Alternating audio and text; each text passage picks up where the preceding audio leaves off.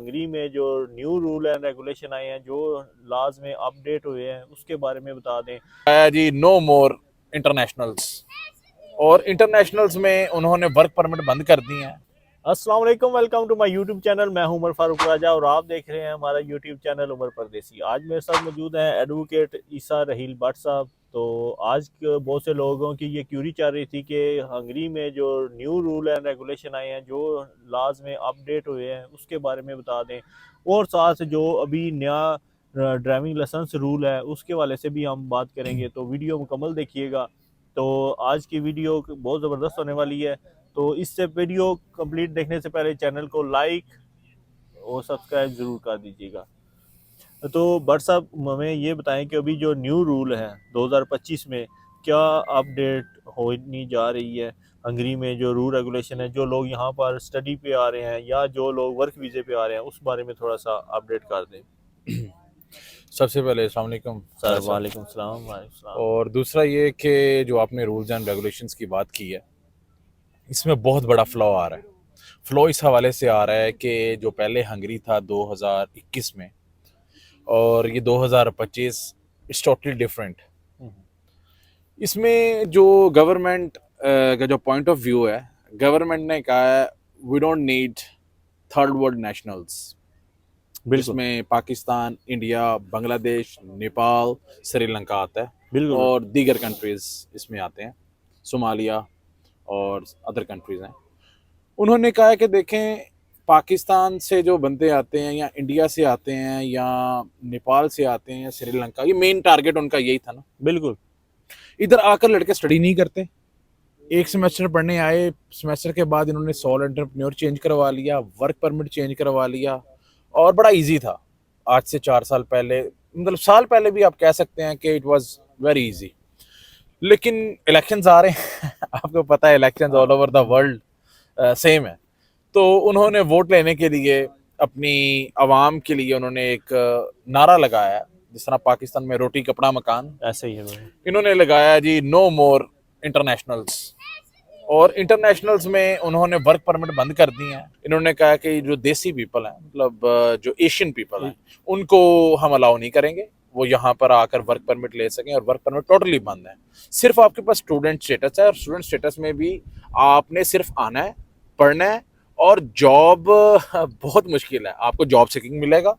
उसके बाद आपका अगर हंगेरियन कार्ड जो इन्होंने इशू करना है, जॉब सीकिंग के बाद आपको सॉल एंटरप्रेन्योर भी मिल जाता था और दीगर आप अपना बिजनेस भी स्टार्ट कर लेते थे, उसमें खाता और बड़ा लिमिटेड सा टैक्स होता था।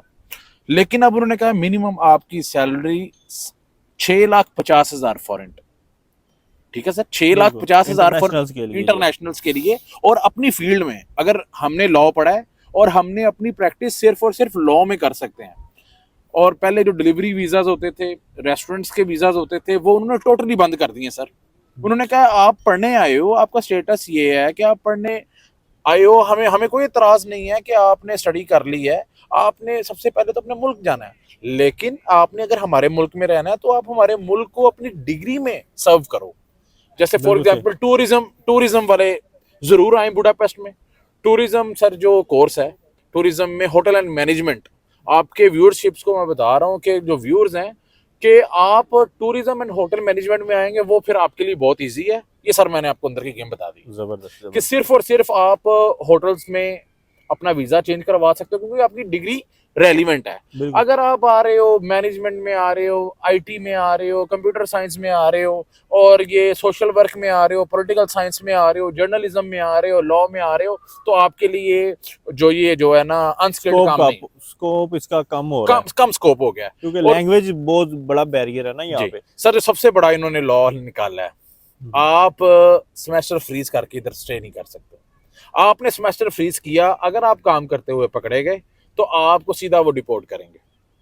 आपका क्योंकि ये सेमेस्टर, रूल है ना कि अगर आपने सेमेस्टर फ्रीज किया है या रोका है, तो आपको रीजन देनी है कि क्यों आपने किया है।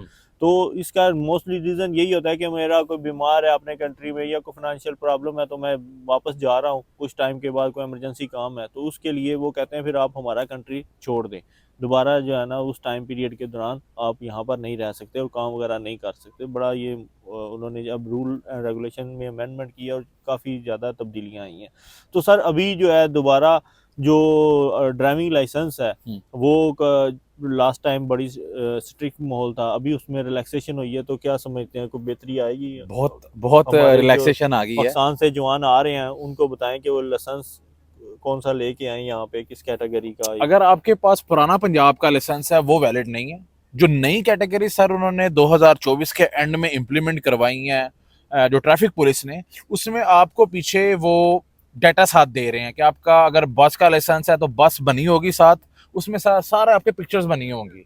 लेकिन आप पुराना पंजाब का देखेंगे वो उसमें कैटेगरीज शो नहीं होती। तो वो अगर आपके पास है, उसमें मैं ये बता देता हूँ कि अगर आपके पास है तो वो रिन्यू करवा लें या उसको अपग्रेड करें इसको, तो वो भी जनाब आप उसके बैक न्यू समझ लें, जो उसका ड्राफ्ट है उसमें अगर आएगा तो वो यहाँ पर चेंज हो जाता है। लेकिन वेरिफिकेशन करेंगे डिलीम्स पे। वो अगर आपने फेक बनवा के यहाँ पर लोग आते हैं तो उसमें आपको आपके फिंगर्स ले लेंगे। आपके फिंगर्स लेने के बाद आपका नाम SIS पे चढ़ जाएगा और आप पे पुलिस केस भी हो सकता है।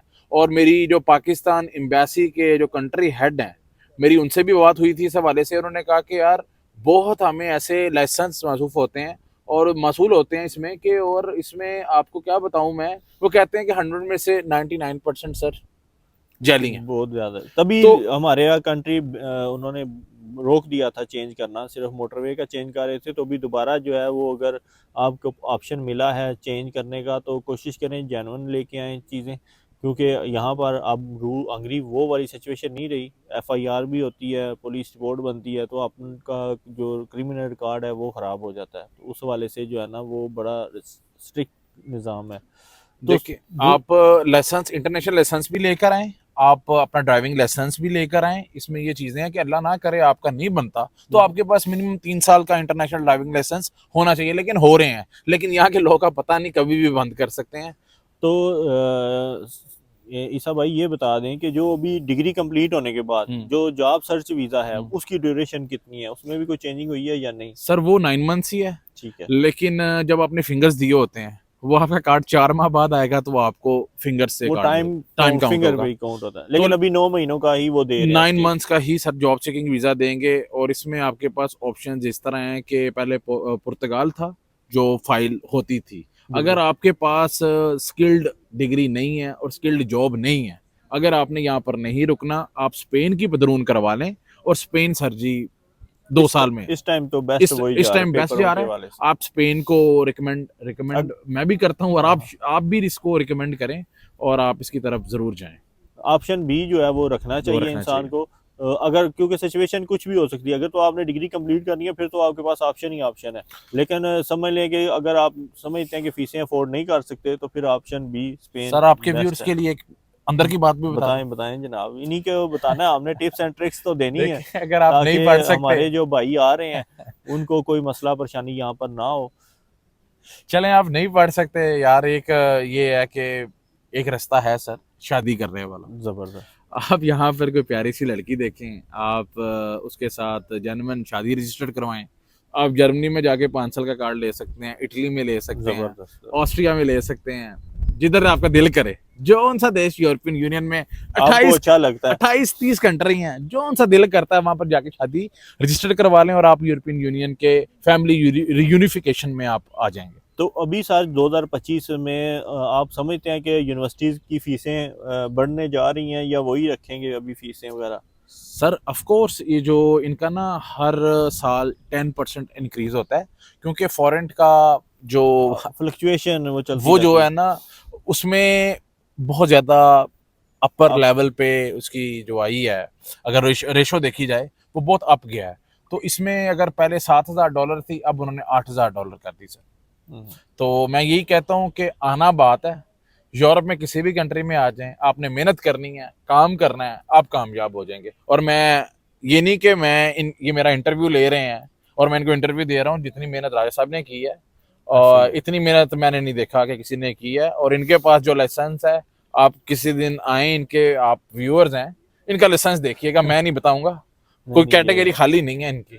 ये सारे बस वालदैन की दुआएं हैं, और कोशिश करते हैं कि यार जो हमारे भाई आ रहे हैं उनको अच्छी इन्फॉर्मेशन दें, अच्छा गाइड करें, ताकि जो हमने यहाँ पर मुश्किलात देखी हैं वो आप लोग ना देखें। ये आपको हम फैसिलिटेट कर रहे हैं कि यार ये रास्ते चूज़ करें, और कोशिश करें अपने आप को लीगल रखें, इलीगल ना हो। इलीगल यहाँ पे बहुत मुश्किल लाइफ होती जा रही है, और अभी तो जर्मनी, दूसरे कंट्रीज़ जैसा पुर्तगाल ने बंद कर दिया, जर्मनी भी डिपोर्ट कर रहा है, इसी तरह ये मामला चल रहे हैं। तो इलीगल ना हो, लीगल रह के यहाँ पर सरवाइव करें, तो ये आपके सर लिए आप बहुत अपने अच्छा है। व्यूअर्स को एक और बात बता दें कि बुडापेस्ट में एडमिशन लें, कि यहाँ पर वर्क बिल्कुल। अपॉर्चुनिटीज बहुत ज्यादा हैं।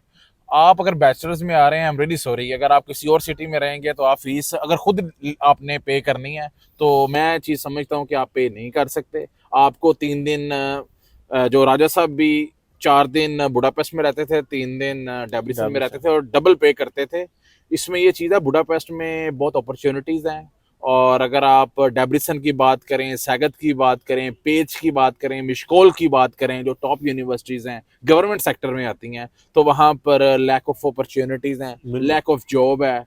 और मैं चीज़ कंपटीशन ज़्यादा है ना। कंपटीशन सर बहुत ज़्यादा है उसमें। अगर अगर मैं आप कहता हूँ कि आपने 6-7 माह पहले इरादा कर लिया है कि आपने हंगरी में आना है, तो बिल्कुल, काइंडली आप गूगल से मिनिमम लैंग्वेज सीख कर सीख आए, कर आए। या आपके लिए बहुत फायदा नो होगा। होनी चाहिए आपको लैंग्वेज के आपने इधर मतलब। वेटर भी बनना है, तो आपको यार वो आपको ग्रीटिंग्स तो आनी चाहिए ना, सिया होजवाज बेसिक तयोलवाज इगन आपको ज़रूर आनी पारसा चाहिए। तुदम बैसे आंगलोल इगन किचित किचित माजारो।